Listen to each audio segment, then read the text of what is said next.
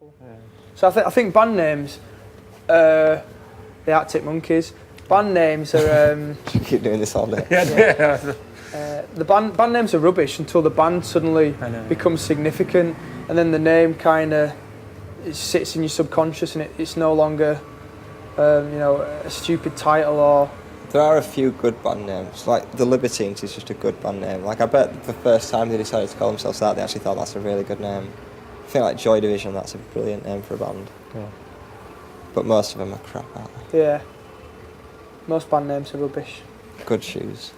And what do you think about the band name Forward Russia? I actually quite like it. I was going to say that word for word. I actually quite like it too. I actually quite like it. I'm not sure about all this kind of Spanish exclamation marks and and stuff. the song title, song number. Yeah. They've changed that now that they've started having proper song titles, but I think the name Forward Russia kind of evokes kind of almost a Bolshevik type imagery. Yeah, definitely. Kind of Stalin Russia. I think it's actually Forward Russia. There's a comma there. But I like it. Kaiser Chiefs, another bad band name. Yeah. Because I was saying Forward Russia because I heard that Whiskas. He, I think you're signed to the Dance to the. Yeah. That's the radio label, yeah, and it's his label. Yeah. Actually. Why did he sign you? Hopefully it's because we're good. No, but what did he say? What did he say? Well, he gave us our second ever gig in Leeds.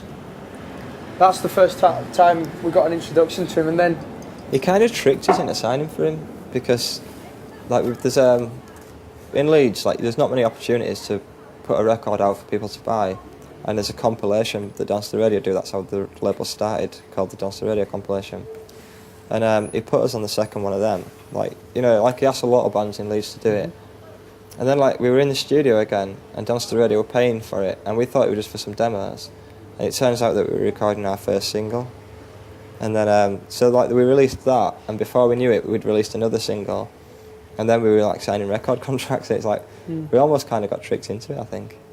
We weren't aware of it. It wasn't that bad. No. I mean, he put us on supporting Forward Russia quite a few times. And then we had a few little discussions, and he was asking us how things were going, and he was fully aware that we would love to sign to Dance to the Radio. It's just like Al said, he never actually asked us. He just kind of presumed we had. Yeah, it just happened. We didn't sign a record contract till about 3 months ago. No, we didn't. There you go. We had a top 40 single before we signed a record contract. I think number 19? Yeah, the first one went in at 49, and then 39. the last one at 39. Then the last one went in at 19, yeah. Is it for you, Oliver, I heard somewhere you described your music as post-punk New York sound. Must have been a long time ago, I can't remember saying that. Yeah, I think it's... That is quite an accurate description, I think. But I mean, I don't know, it's kind of changing now, I think we're always sort of changing how we sound. Sometimes when I said that, I can't remember when, but I'm sure we did sound, No, but if it's not true, then just... No, some of it is true to maybe 2/3 of the album, but then the song, the style that we play in has sort of developed a little bit more and changed, and the songs we're writing now don't sound quite as New Yorky.